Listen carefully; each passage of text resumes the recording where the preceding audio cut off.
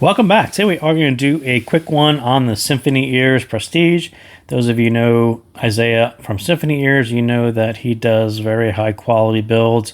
Prestige is no different. Definitely lives up to the name. Definitely flagship style build.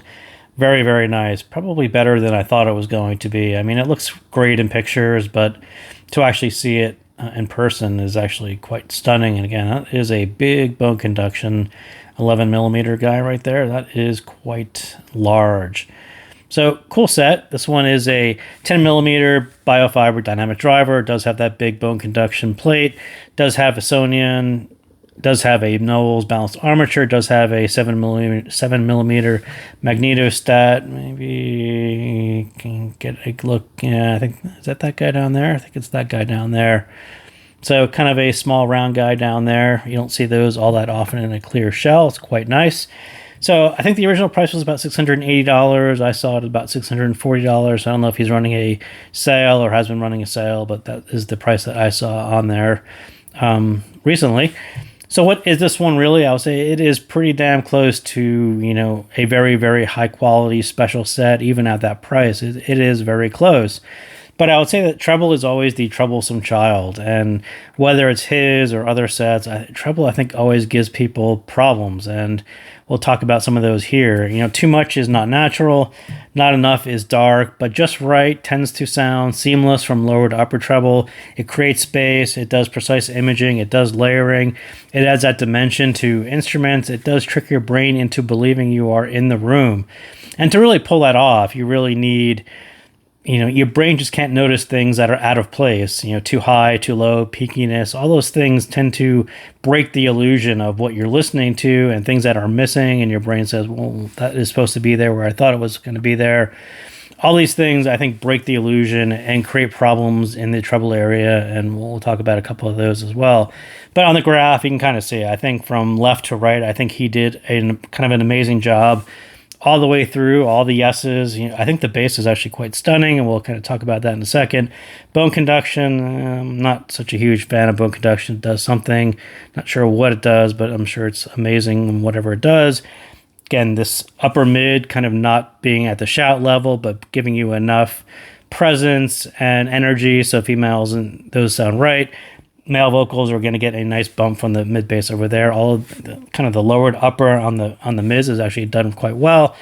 Drop down around 5K. That is a great move. I love that move. And I'll say this move right here, this kind of where the tuning actually crosses the 10K line. I think that is a very, very difficult move to do.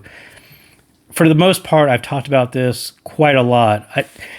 I tend to love where tunings actually cross the 10K, exactly where the Harman target is. This point right here where it crosses the Harman target is also going to be in line with the bottom of the mids.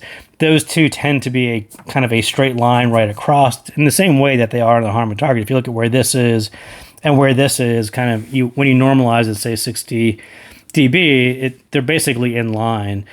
So when the 10 dB level is actually a little bit lower, that tends to kind of affect resolution, kind of tends to affect the resolve. It tends to affect the treble contribution that you're going to get to the mids.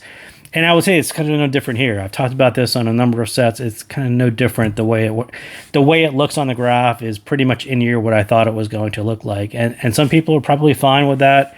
It's just one of my pet peeves that I kind of noticed because I've EQ'd a lot of sets to basically put the 10K back where it should be, maybe drop it down a little bit so it is right there, or bring it up a little bit so it is right there. But either way, I tend to be really particular about where that 10K is and where it crosses the Harman target, and the 10K line should basically intersect at that point, which is kind of in line with the bottom of your mids. But before we get to that, I will say that the bass is very, very well executed, and I don't like most dynamic drivers that bump against 10 dB. You can kind of see it right here. It's actually a little bit above the Harman target. I tend to not like dynamic drivers that do that because brands tend to choose dynamic drivers that really can't handle that level, and they sound a little bit soppy. They sound a little bit boomy, a little bit bloated. That is not what happens here. I think he did a really, really nice job at avoiding that, and maybe not the most textured, but really great job avoiding the boom and the bloat.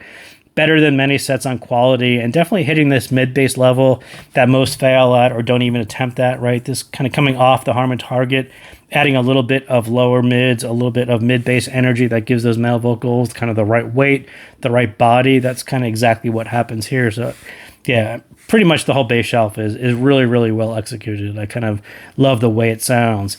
The bone conduction, again, I'm not much of a believer in this. I would say spend more time on treble and make the bone conduction very subtle.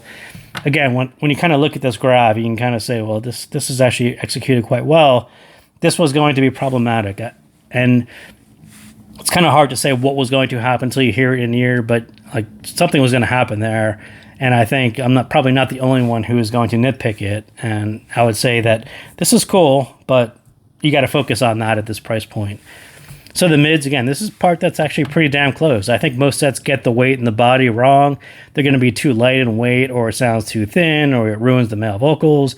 I think Prestige is quite the opposite. It's a really nice weight. It's a nice body. It has a really chesty sound, but maybe it's missing the upper dynamics with that resolve and the edge and the transparency that puts the person in the room and not playback. And again, I think this is very difficult to do this because it gets back to that part about your brain. I think it's really hard to pull off what this is, what this kind of transparency.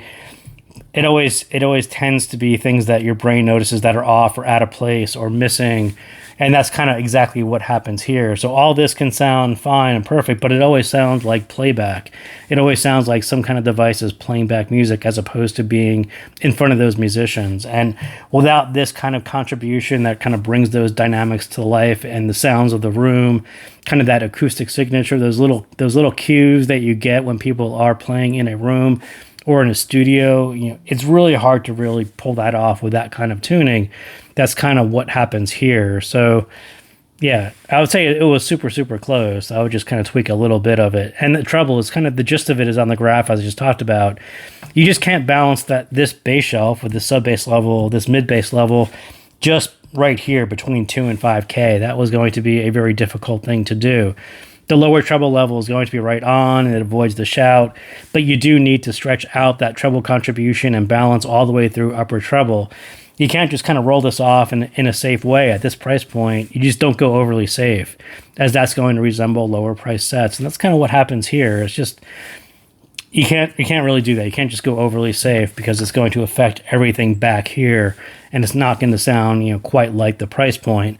And you take some like random tracks, right? Mazzy Star, Fade Into You, Agnes Obel's The Curse. So Agnes Obel's The Curse is kind of a one of those test tracks that pops up a lot, and too much is just missing there. If you ignore her vocals, even though you can't ignore her vocals, because again, it's part of the stage, her voice has a very specific position of where it needs to be. On almost every set, you almost hear her voice in the same exact spot.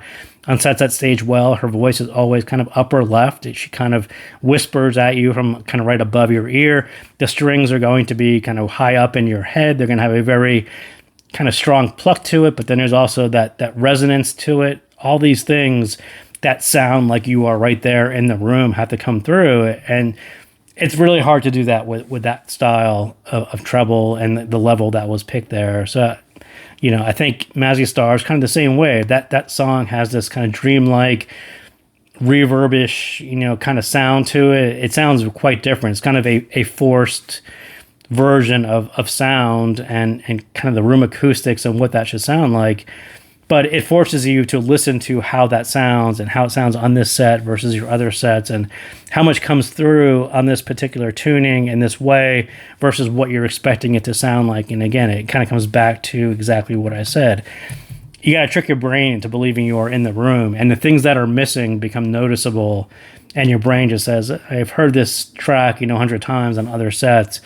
Something is not quite right, and that just breaks the illusion and doesn't quite get me there. So again, super, super nice set, pretty damn close, but just a couple nitpicks there. So thank you guys again for tuning in, and I will see you next time.